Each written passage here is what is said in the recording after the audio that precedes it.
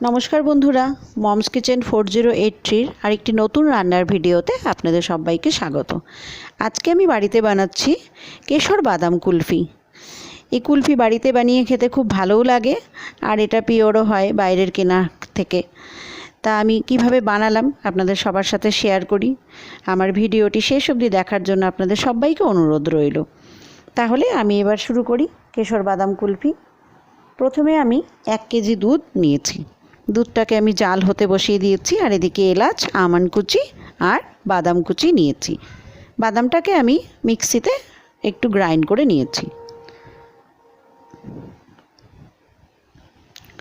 দুধটা জাল হচ্ছে ততক্ষণ আমি এলাচটা একটু গুঁড়ো করে নেব।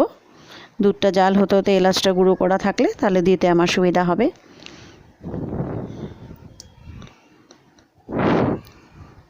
এলাচটা গুঁড়ো হয়ে গেছে, দুধটাও জাল হচ্ছে বেশ সুন্দর। এবারে আমি কেশরটা দিয়ে দিলাম, কালারটা খুব সুন্দর হবে, সেজন্য গন্ধটাও সুন্দর হবে।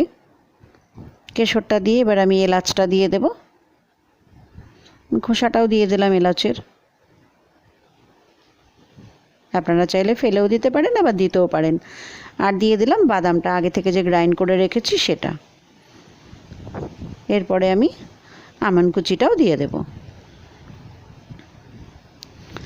এবারে দুধটাকে খুব ভালো মতন আমি ঘন হতে দেব। যতটা ঘন হবে ততটাই টেস্ট হবে। দুধটা ঘন হতে হতে আমি এই পাশে একটা প্যানে কিছুটা ক্ষীর বানিয়ে নেব, কিছুটা ফ্রেশ ক্রিম আর গুঁড়ো দুধ দিয়ে। ফ্রেশ ক্রিমটা বেশ নাড়াচাড়া করে অনেকটা নরম হয়ে এসছে। এখন আমি গুঁড়ো দুধটা দিয়ে দেব, হাফ বাটির মতন গুঁড়ো দুধ। হাফ বাটির মতন গুঁড়ো দুধ দিয়ে দিলাম। এবারে আমি একটু নেড়ে চেড়ে ক্ষীরটা বানিয়ে নিচ্ছি। অল্প করেই ক্ষীরটা বানাবো, খুব বেশি বানাবো না। বাচ্চাদের আবদার ক্ষীর দিয়ে করতে হবে, তাই এবারে আমি দুধে চিনিটাও দিয়ে দিচ্ছি। এবার দুধটা বেশ ভালো মতন জাল হচ্ছে, ক্ষীরটাও দিয়ে দিলাম। এবার দুধটাকে ভালো করে জাল করে আমি নামিয়ে কিছুক্ষণ ঠান্ডা হতে দেবো। এত গরমটাই তো তৈরি করা যাবে না। এবার দুধটা অনেকটাই ঠান্ডা হয়ে গেছে। যেহেতু আমার কাছে ওই কুলফির মোল্ডটা ছিল না, তাই আমি ওই জলের যে কাগজের গ্লাসগুলো হয় সেটাতেই আমি জমাবো। এইটাতে জমালেও বেশ ভালো হয়, বেশ সুন্দর ওঠে। আপনারা এইভাবেই করবেন, দেখবেন খুব ভালো লাগে।